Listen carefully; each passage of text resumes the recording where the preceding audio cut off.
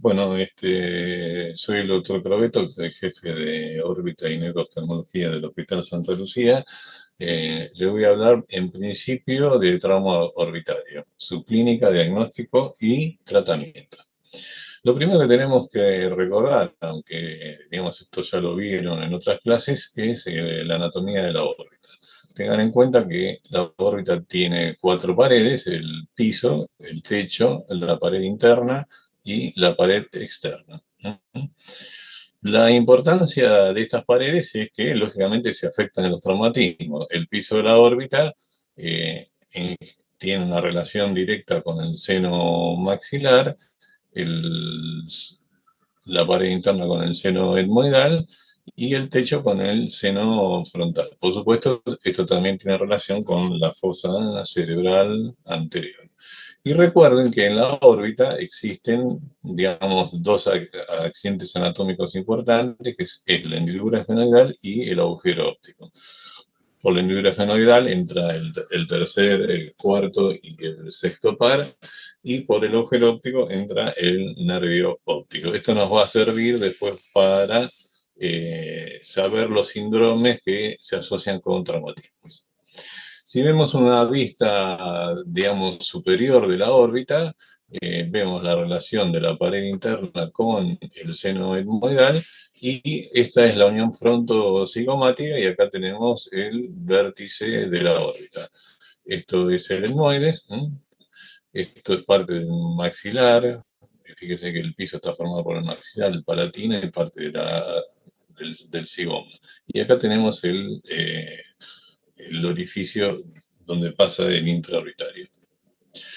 Por supuesto que lo más importante que hay en la órbita es el ojo, pero aparte del ojo tenemos los vasos, los nervios y los músculos extraoculares, que tenemos los cuatro rectos y los dos oblicuos, el superior y el oblicuo inferior, que se juntan todos en el anillo de cima. De acuerdo a esto, vamos a tener la sintomatología en relación a la afección del traumatismo.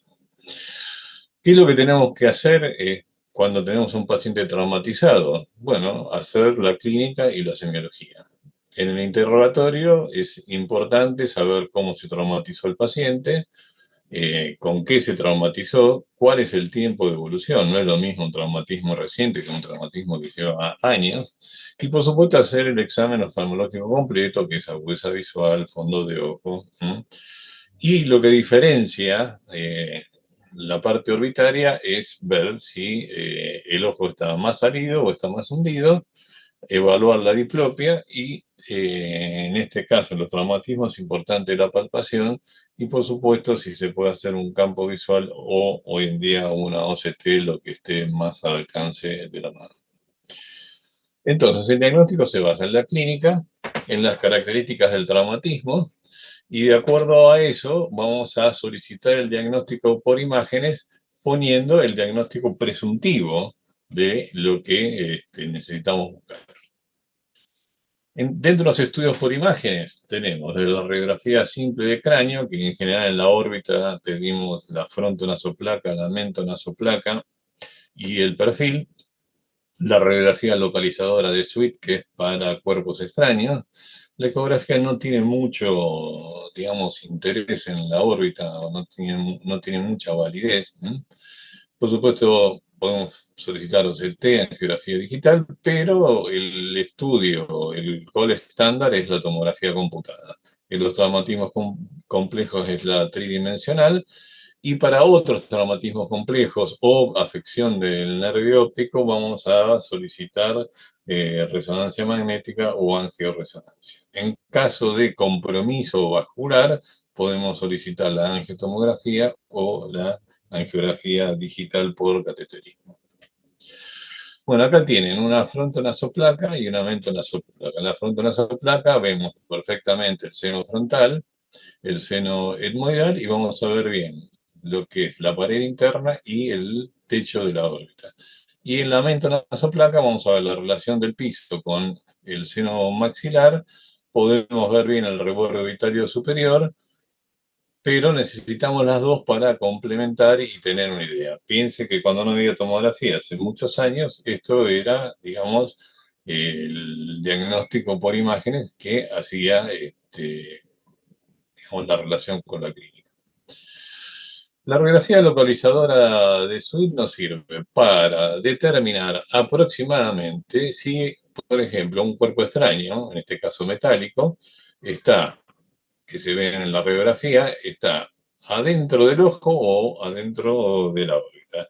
No es 100% segura, pero, digamos, ayuda bastante si es el único método diagnóstico que tenemos.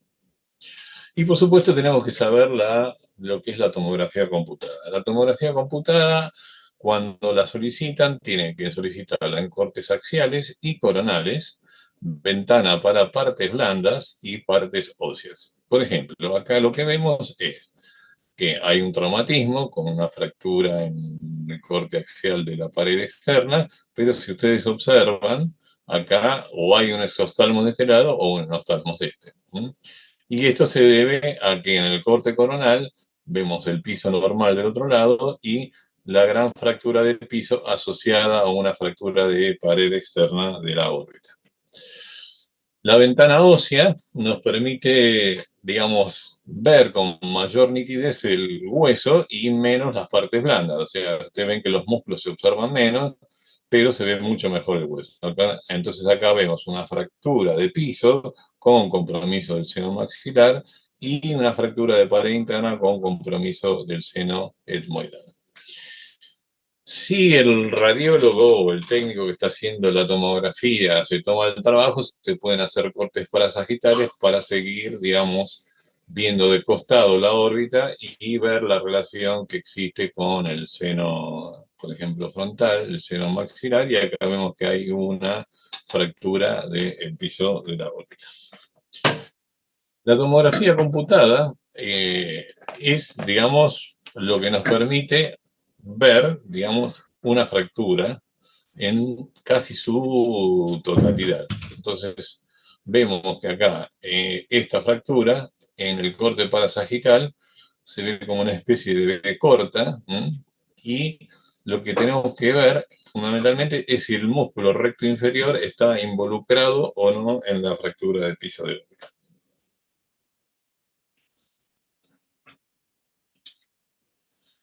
Cuando tenemos traumatismos complejos, nos es útil la tomografía tridimensional.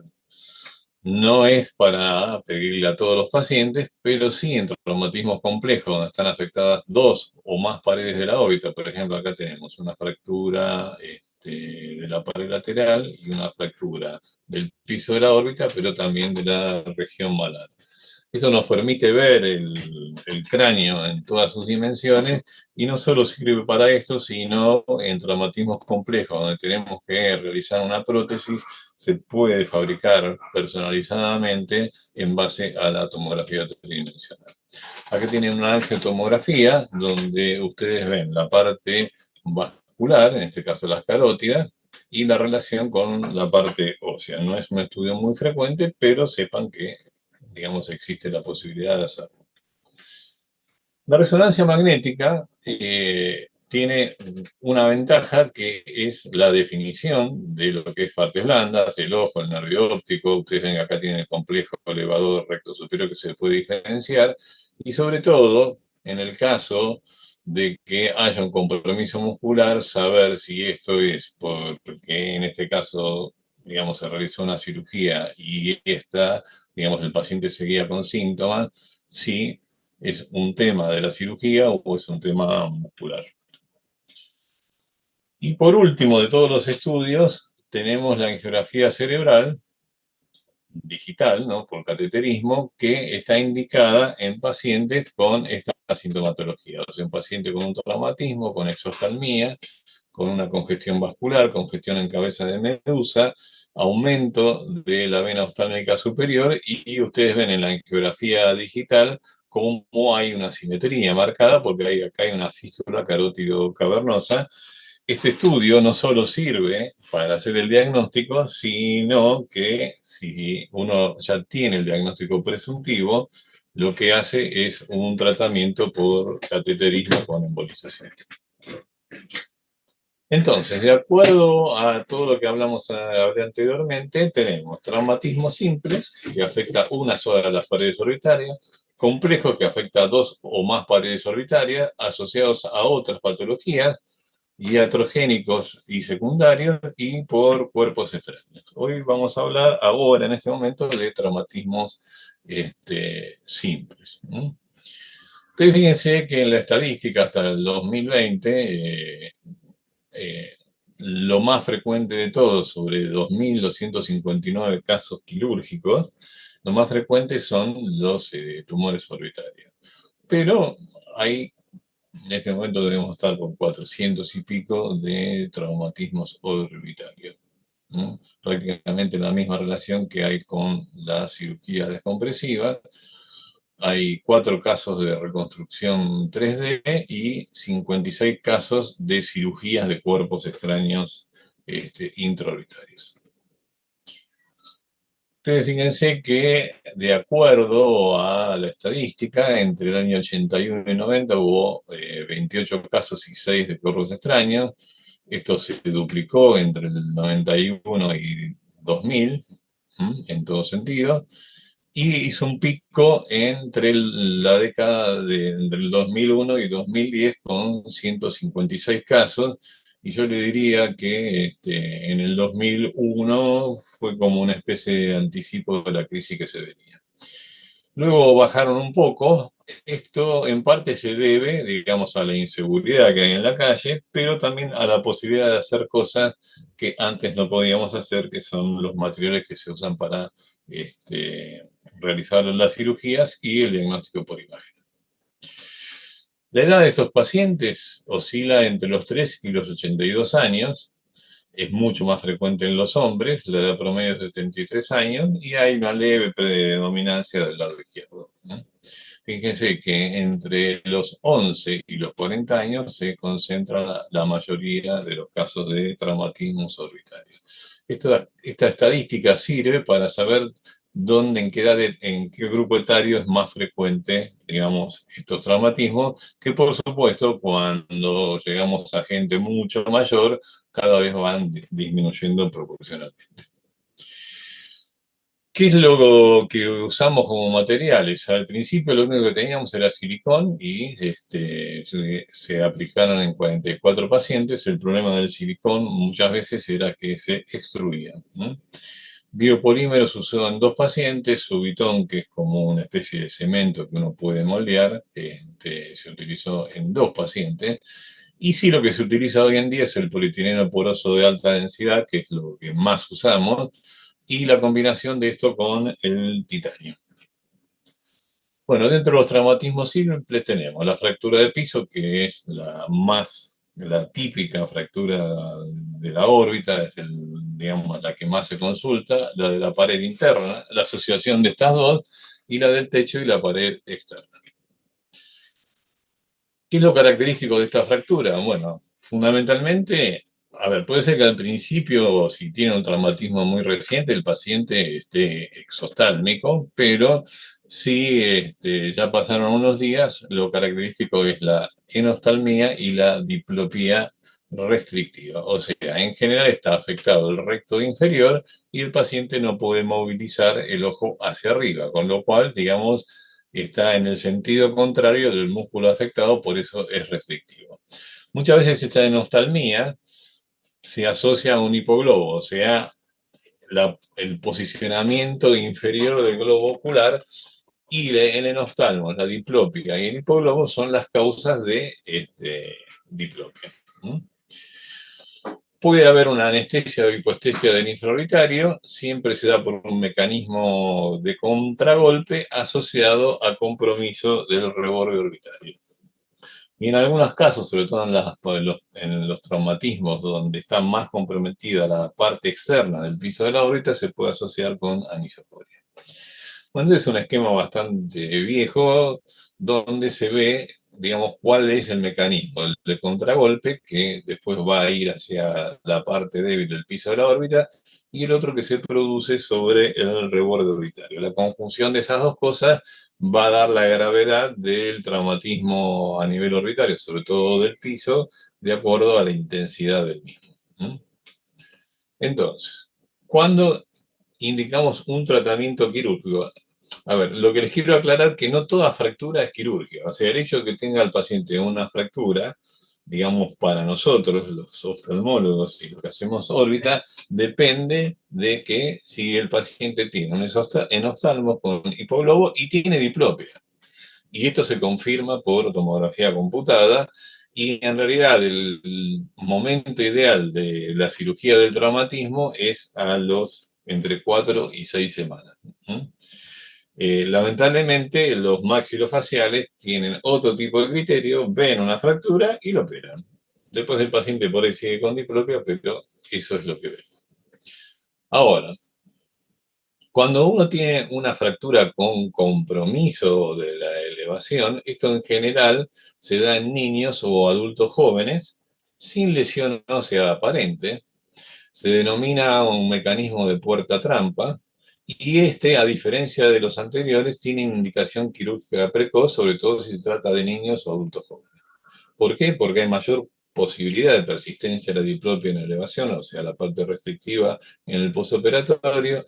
Necesitamos intensificar la rehabilitación posoperatoria y por ahí necesita una cirugía secundaria a nivel muscular. Bueno, lo característico es esto. Ustedes ven que este niño tuvo un traumatismo en el lado derecho, tiene un leve enoftalmo, casi no tiene hipoglobo, pero fíjense el bloqueo de la elevación que existe. O sea, ahí hay una restricción muy importante. Y lo característico es esto, que se vea, digamos, una pequeña fractura y el músculo está metido dentro de la fractura. O sea, está atrapado con este mecanismo de puerta trampa, que es lo que hace que el músculo no vaya y que uno tenga que ir a solucionar esto quirúrgicamente lo más rápido posible.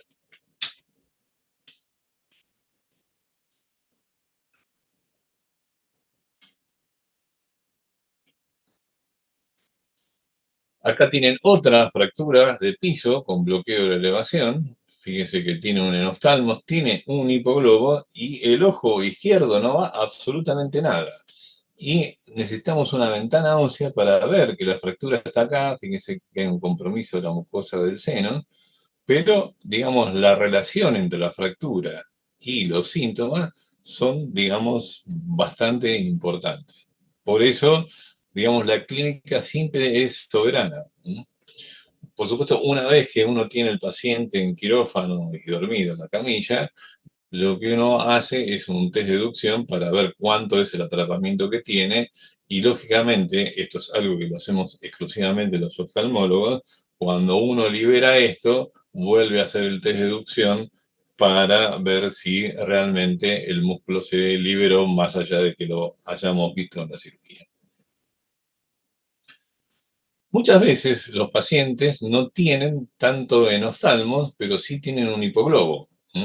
Entonces, fíjense que esta paciente no, no pareciera que tuviera un enoftalmos importante, pero si uno hace una línea entre ambas pupilas, fíjese lo descendido que está el ojo, y esto hace que la limitación en la elevación se produzca. Esto es debido a que hay, digamos, un agrandamiento del volumen orbitario por la fractura de piso, pero no hay atrapamiento muscular. Acá tienen un corte parasagital donde pueden ver la fractura. Ahora, ustedes pueden tener este tipo de pacientes con, digamos, con un traumatismo, pero prácticamente yo le diría que con muchas ganas, acá hay un pequeño enoftalmo, pero fíjense que la motilidad no está comprometida y sin embargo hay una fractura importante en comparación, pero como el recto no está involucrado en la fractura, digamos, es asintomático.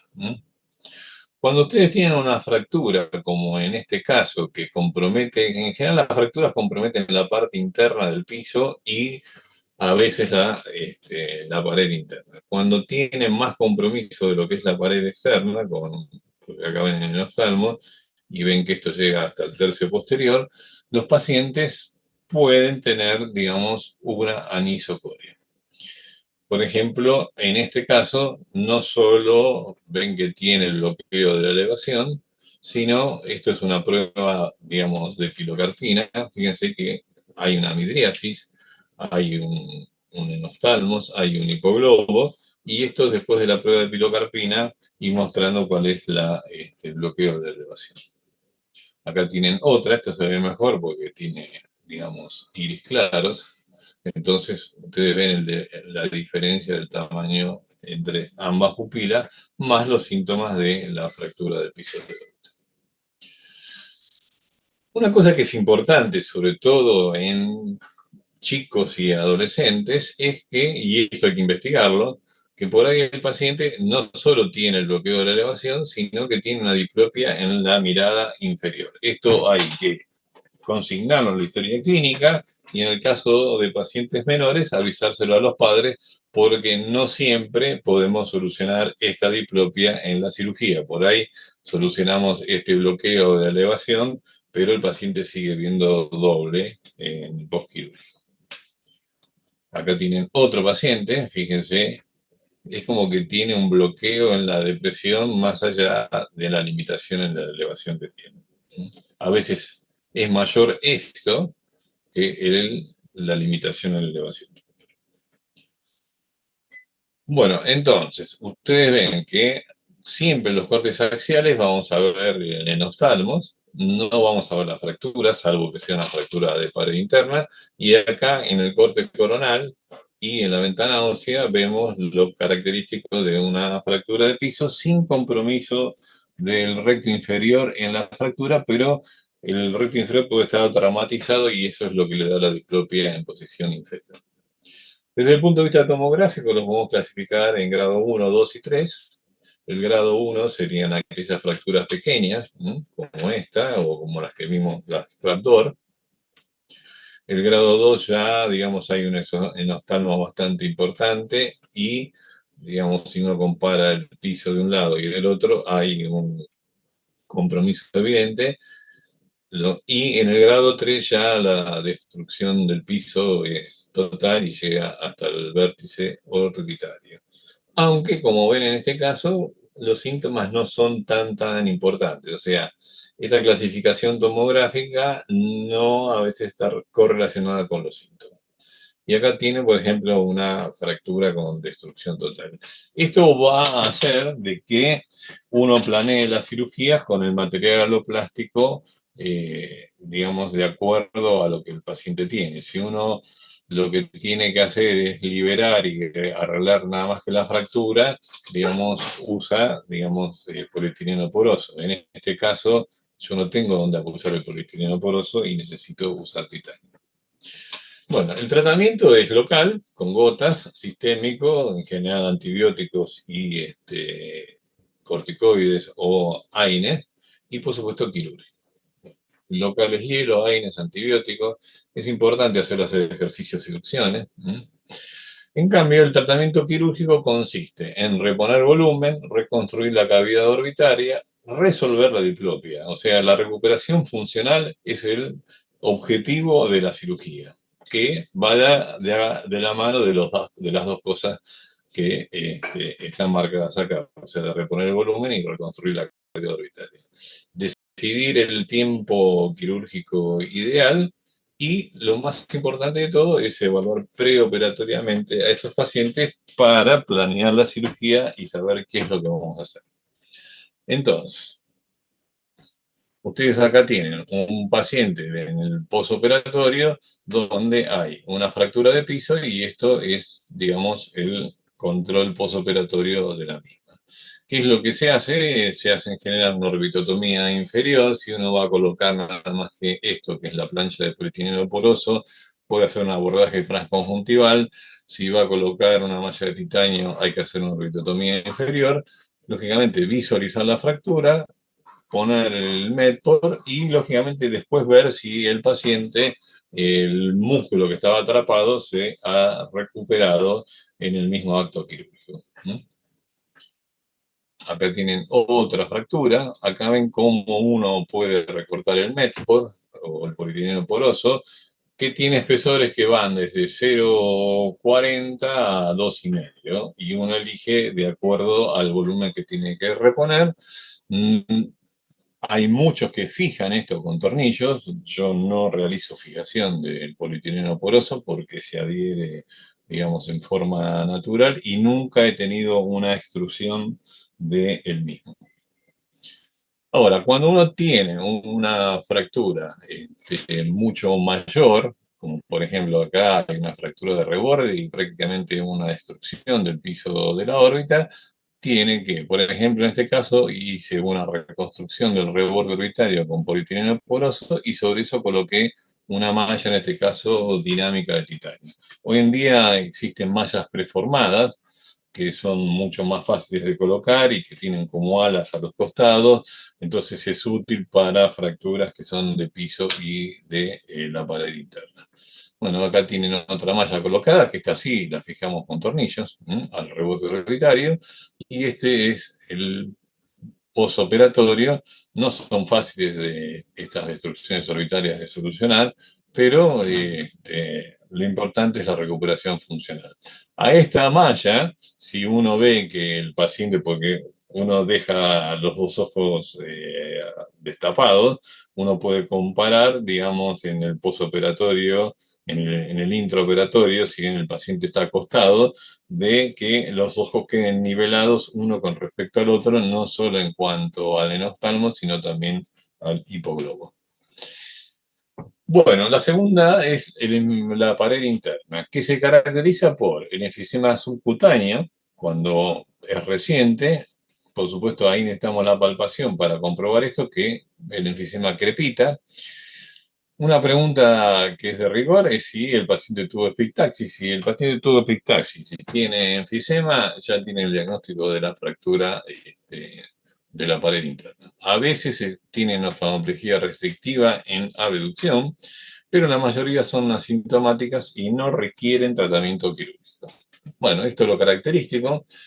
Es un cuadro bastante dramático, porque fíjense el edema, que es parte de edema, hematoma, más esto que se está haciendo con el dedo, que es el aire que ha pasado del seno etmoidal hacia la órbita, que se ve en la radiografía, y que lógicamente le produce un trastorno mecánico, porque fíjense que esto es aire, entonces esto hace que el ojo no suba. Cuando el aire se reabsorba, digamos, la parte mecánica de esto que está impidiendo que suba el ojo va a desaparecer, y una de las cosas importantes es decir a los pacientes que no se suenen la nariz.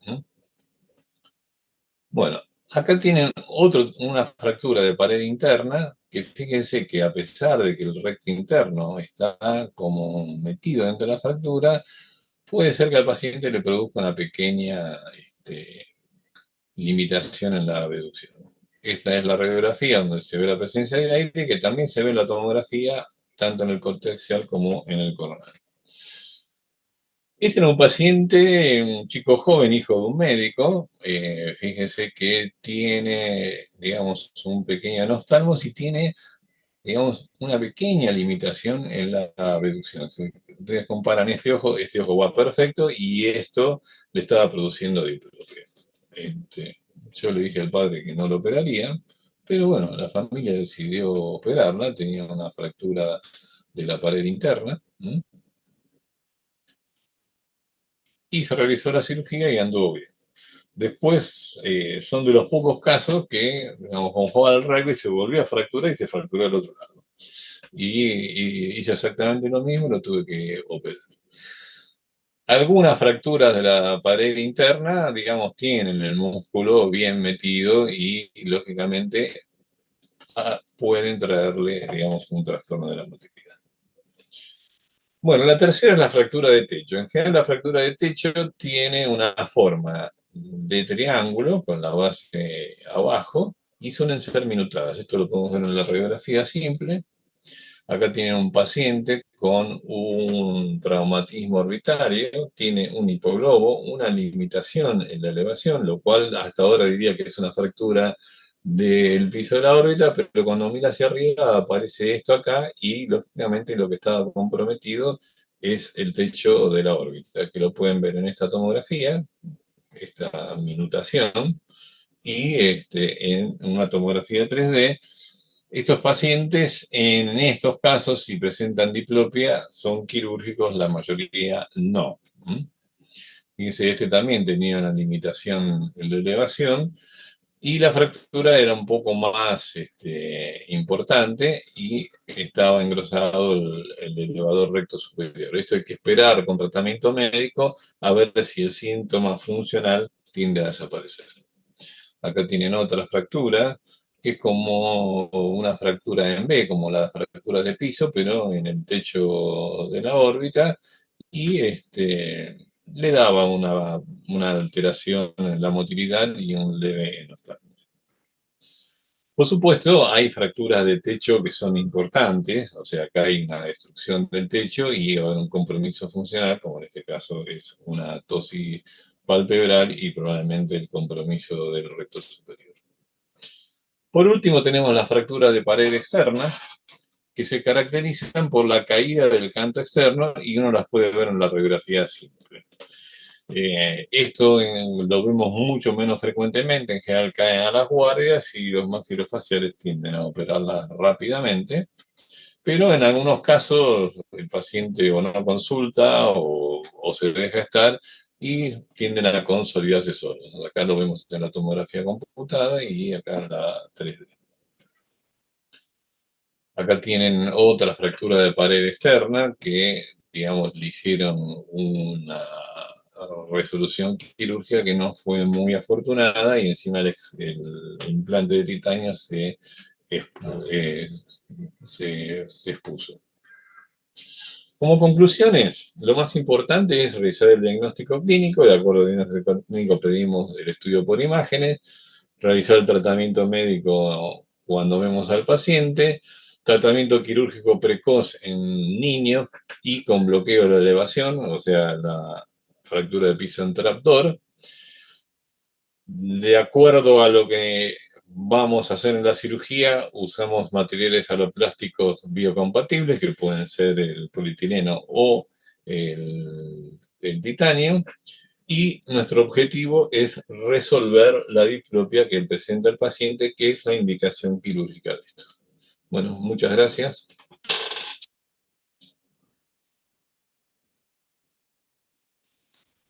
Bueno, vamos a continuar con los traumatismos. Ahora vamos a hablar de traumatismos complejos, clínica, diagnóstico y tratamiento. ¿A qué se denomina un traumatismo complejo?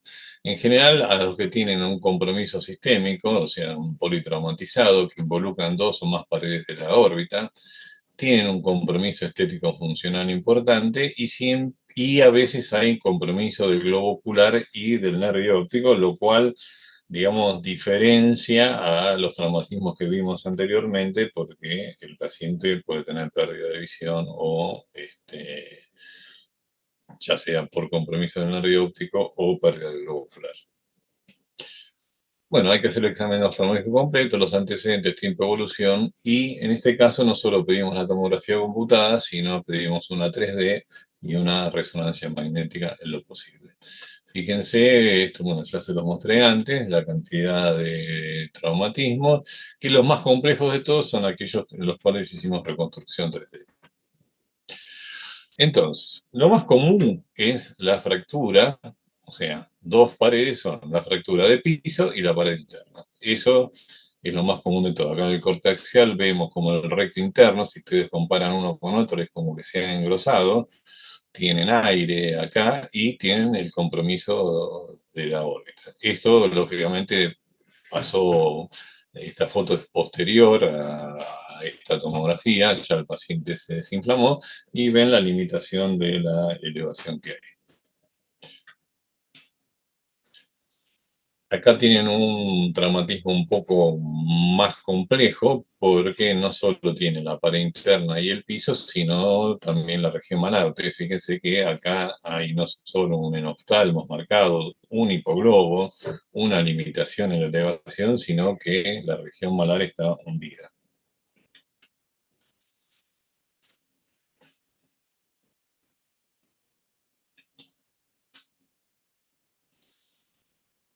pueden tener, como en este caso, una fractura del piso y de la pared externa. O sea, que aparte de tener, digamos, la limitación de elevación, fíjense que el canto externo está descendido.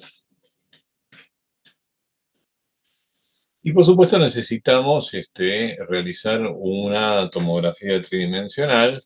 En este caso le habían puesto una placa, digamos, en la parte anterior, como para resolverle la fractura de reborde que tenía, y por supuesto había que volver a operarlo, pero bueno, acá ven la parte externa, el malar, digamos, como todo está comprometido.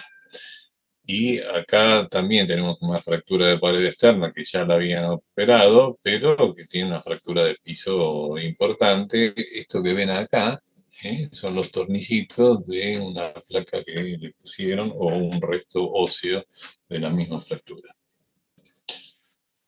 Acá tienen otra fractura de piso y pared externa. Ven como la pared externa en general tiende a consolidarse sola, ¿no? Pero la fractura de piso era importante.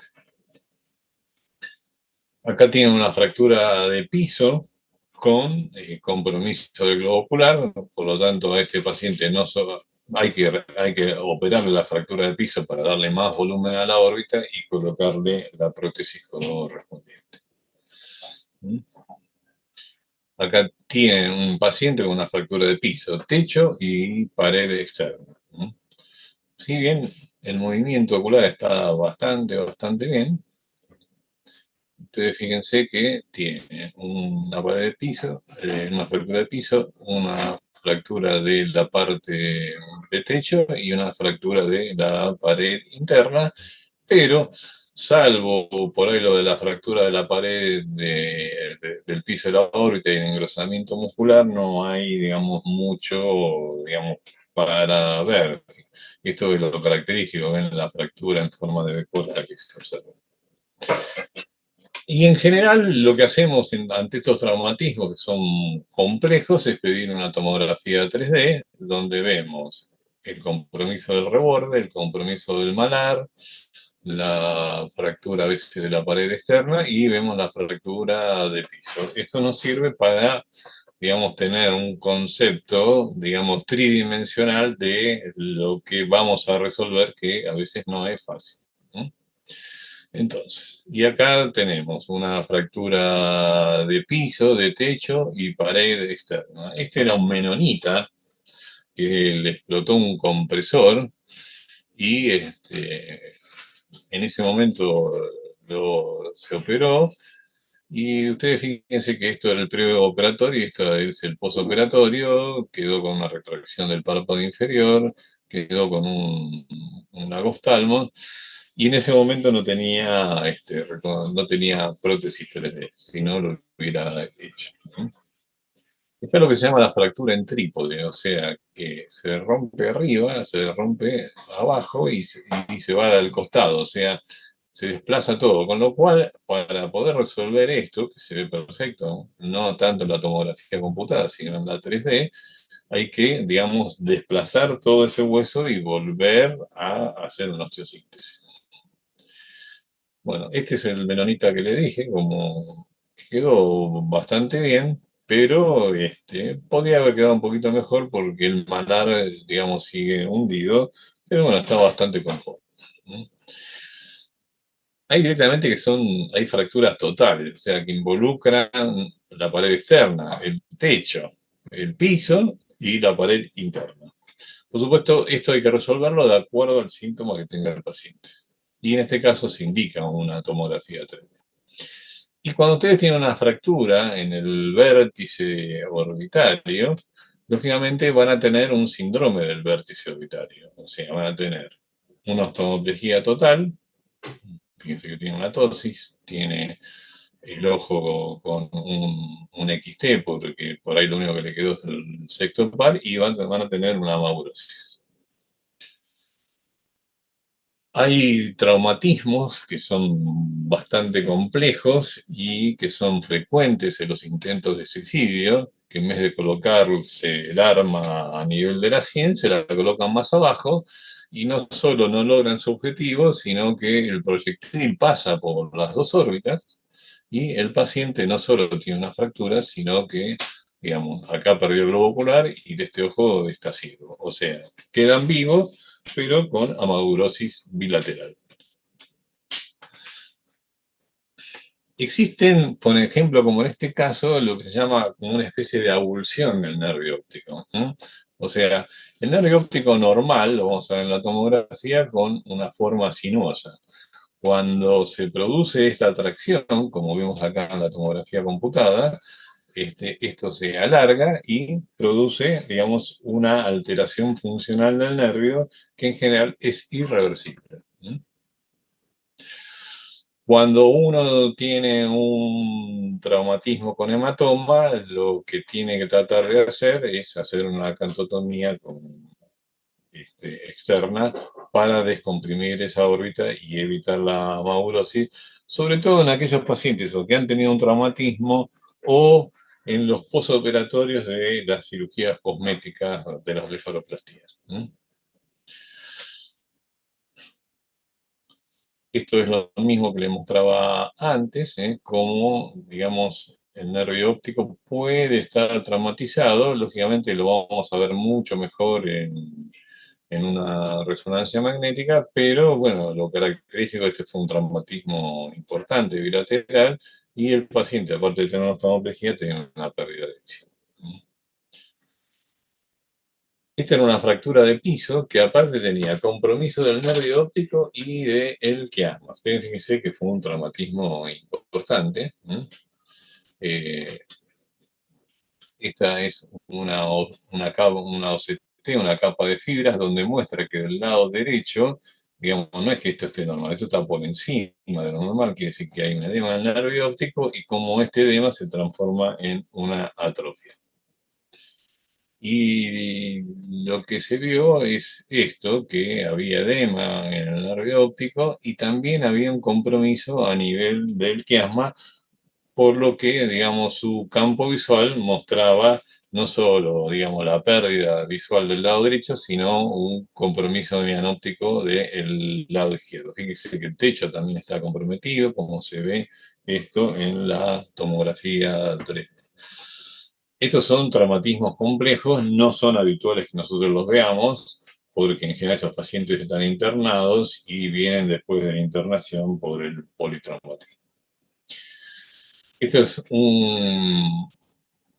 una fractura de techo con un hematoma, ¿no? Y una melanopsia homónima asociada.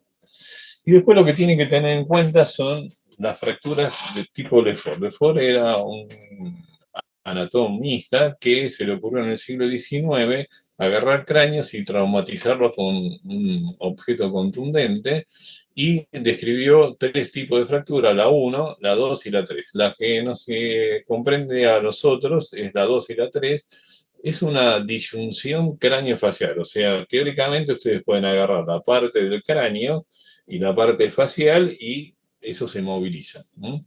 Por supuesto, la 2 y la 3 pasan, digamos, por lo que es la órbita, por lo tanto, acá tenemos una tipo Lefort 2 y 3, no tengo la tomografía, pero acá se ven los trazos de fractura, que esta sería la 3 y esta de acá sería la 2.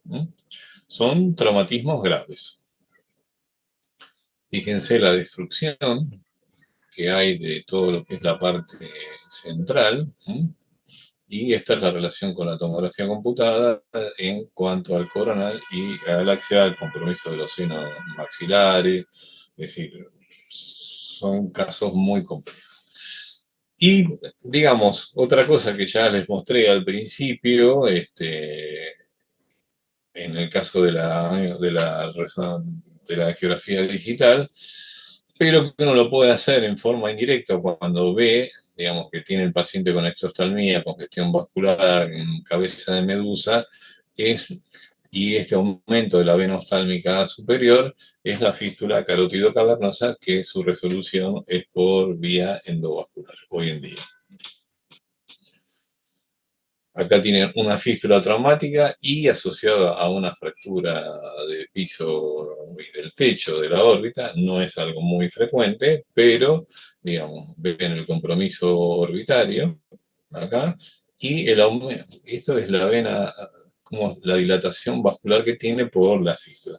La fístula carótido cavernosa se caracteriza desde el punto de vista clínico por algo muy contundente, que ustedes agarran un estetoscopio y van a escuchar el soplo que existe por la fístula, que es la comunicación arteriovenosa.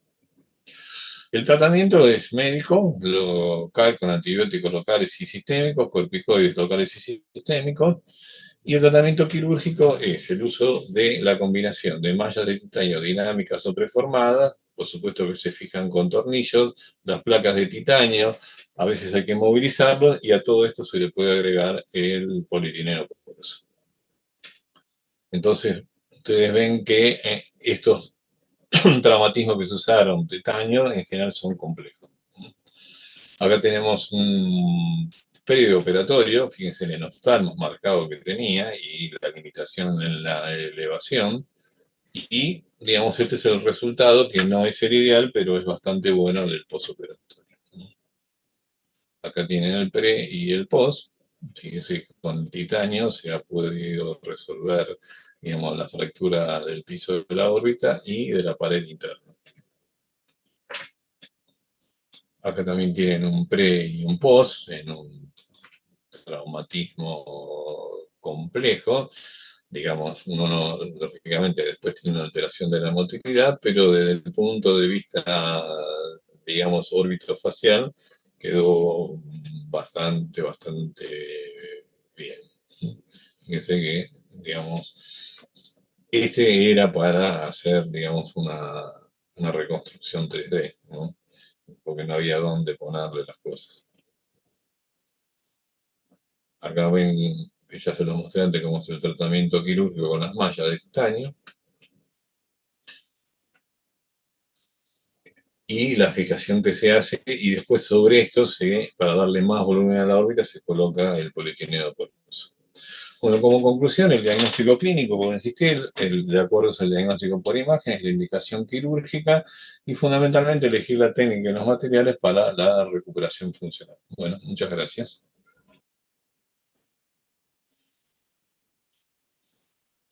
Bueno, por último vamos a hablar de cuerpos extraños intraorbitarios, que si bien no es algo frecuente en la práctica diaria, sí lo es en nuestro hospital, ¿no? Entonces, los cuerpos extraños intraorbitarios, lo que tiene importancia es dónde están localizados. En general los dividimos entre el tercio anterior, medio o posterior de la órbita, y lógicamente si están intraorbitarios están intraoculares. ¿Cuál es el material o elemento? ¿Qué compromiso funcional orbitario tiene? ¿Qué compromiso ocular? ¿Y cuáles son las complicaciones? En el interrogatorio vamos a ver cuáles son los antecedentes, cuál es el motivo por el cual le entró el cuerpo extraño, digamos, en la órbita, cuál es la clínica, diagnóstico por imágenes, lo mismo siempre, tratamiento médico, tratamiento quirúrgico. Entonces, de acuerdo a la ubicación, vemos el tercio medio, el tercio anterior, medio, posterior, y hay algunos que tienen un compromiso intracraneal. Los materiales que observamos nosotros son, lo más frecuente es el metálico, minerales, vegetales, sintéticos como por ejemplo plásticos, y la con plástico, goma, silicón, y la combinación de cualquiera de estos cuatro materiales así en forma genérica. Entonces, de los casos operados, de los 24 en este caso, porque estos del 2018 después se aumentaron, los más frecuentes son los metálicos. Hay 2 vegetales, 1 mineral, y siempre es mucho más frecuente en hombres que en mujeres, y más o menos la edad promedio es de 28 años. Bueno, ahora lo que tenemos son 54. Y dentro de los metálicos tenemos que diferenciar, digamos, lo que son de plomo, acero y cobre. Esto es muy importante porque en general el plomo y el acero, digamos, no producen una reacción inflamatoria agregada, y si están localizados en el tercio medio o posterior de la órbita, en general se dejan. En cambio, un cuerpo extraño de cobre produce una reacción inflamatoria importante y sí o sí hay que sacarlo. Bueno, acá tenemos metálicos 1.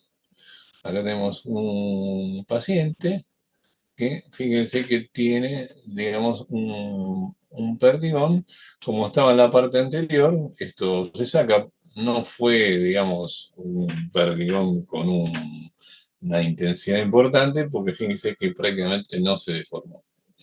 Acá tenemos un proyectil, creo que esto es un 22, ¿no?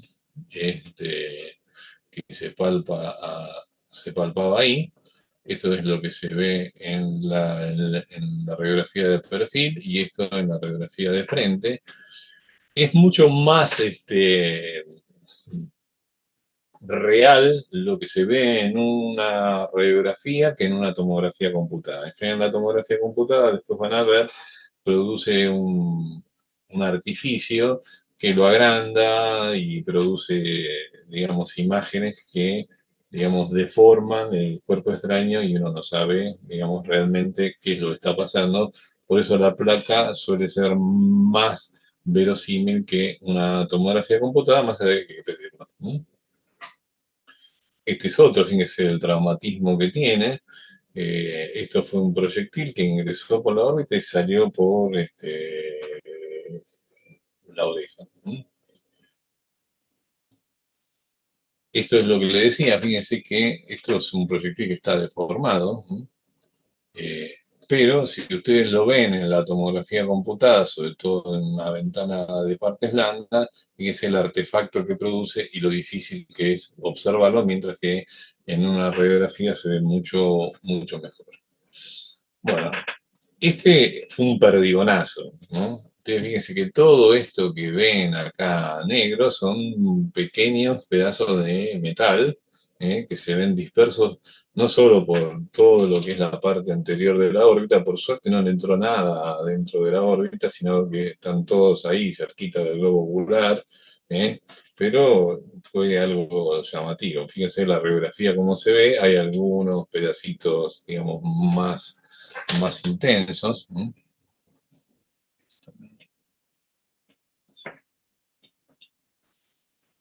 Y en la tomografía se ve, digamos, este cuerpo extraño, más todos los perdigones que tiene ahí. Acá tienen, es decir, un, un perdigón y acá tienen, digamos, un balín de aire comprimido. Acá tienen otro proyectil que recién en la ventana ósea se ve que está en el piso de la órbita. Y esto, fíjense que es del lado derecho, la tendría que haber dado vuelta, pero bueno, la tomografía saco la foto así, y el artefacto que le da en la tomografía computada. Acá también le da un artefacto bastante importante y recién ahí se puede ver bien, y este cuerpo extraño, todos estos hay que sacarlos porque le están produciendo síntomas. Acá tienen otro, de otra forma, este es una esquirla de un metal que entró a la órbita. Y este es un caso un poco particular, porque no solo, digamos, tiene un cuerpo extraño, sino fíjense la reacción inflamatoria y el ojo, como si tuviera una endoftalmitis. Este era un hombre que trabajaba en el campo, estaba con un rebenque, parece que el rebenque se tenía hilos de cobre, y un pedazo de hilo de cobre le entró en la órbita y se le pegó acá justito, justito al nervio óptico, con lo cual, digamos, en este caso, a pesar en el tercio, que está en el tercio de la órbita, el tercio medio de la órbita, hubo que hacer una orbitotomía lateral.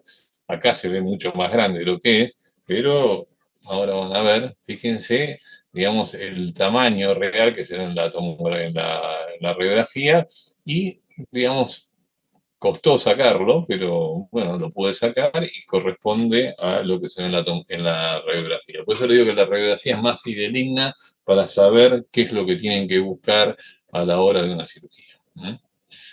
Acá tienen otro proyectil que está en la parte supero externa, que se le hizo un abordaje y se retiró. Bueno, este era un caso donde supuestamente le dispararon de un coche al otro, no sé si quisieron atentar contra su vida, y el proyectil entró por un lado y le produjo una fractura del piso de la órbita, alojándose el proyectil acá y produciéndole una fractura del piso de la órbita. Fíjense que, digamos, esta es la cápsula del proyectil y en el seno maxilar quedó parte de, digamos, de lo que es el proyectil en sí. Era muy difícil retirar esto, fíjense que tiene casi 2 centímetros, ¿no? Esta es la tomografía de control donde se puede ver que quedó algo ahí, pero bueno, el paciente estaba sin visión. Y esto es un poco algo que les mostré antes, porque tanto en la radiografía simple como en la tomografía uno no sabe si esto está dentro del globo ocular por el artefacto o está dentro de la órbita. Y según la radiografía de Sweet, dicen que está pegado al globo ocular, pero dentro de la órbita, ¿no? Dentro de los minerales, bueno, acá tienen un pedazo de piedra, una roca, ¿no? Que lo tenía insertado dentro como si fuera el globo ocular, ¿no? Fíjense que esto se ve en una radiografía simple, se ve en la tomografía, porque esto, digamos, es un mineral, ¿no? Es como si fuera un metal. Bueno, después hay dos cosas que son, digamos, complicadas porque producen mucha reacción inflamatoria. Uno son las maderas y otras son las plantas. Hago la diferencia entre una y otra porque en general la madera está seca y la planta está verde, está viva, digamos, ¿no? Acá tienen una donde hay un pedazo de una madera que está metido dentro de la órbita y que le está dando una reacción inflamatoria importante. Fíjense el pedacito de madera que tenía metido dentro de la órbita. Si hacen la cuenta, son casi 6 centímetros, ¿no?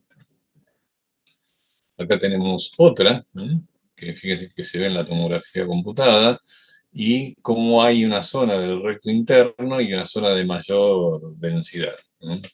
Que probablemente corresponda al músculo. Acá tienen otro cuerpo extraño en un chiquito. Esto, la sorpresa es que, digamos, lo que se ve es como una especie, es como yo digo el síndrome del iceberg, es muy poquito lo que se ve externamente y fíjense el tamaño que tenía de casi 5 centímetros y medio. Esto hay que sacarlo. Esto se lo había hecho con un lápiz, ¿no? Fíjense que está bien marcado, eh, y en realidad, digamos, lo que le estaba produciendo esa pigmentación era la mina del lápiz, que no era un lápiz de muy buena calidad, pero fíjense qué imagen interesante cómo se ve, digamos, la parte de la madera del lápiz y adentro la mina, ¿no? Que tiene una densidad mucho mayor. Acá hay otro cuerpo extraño vegetal, ¿no? Este, que se puede ver un poco en la radiografía, ¿no?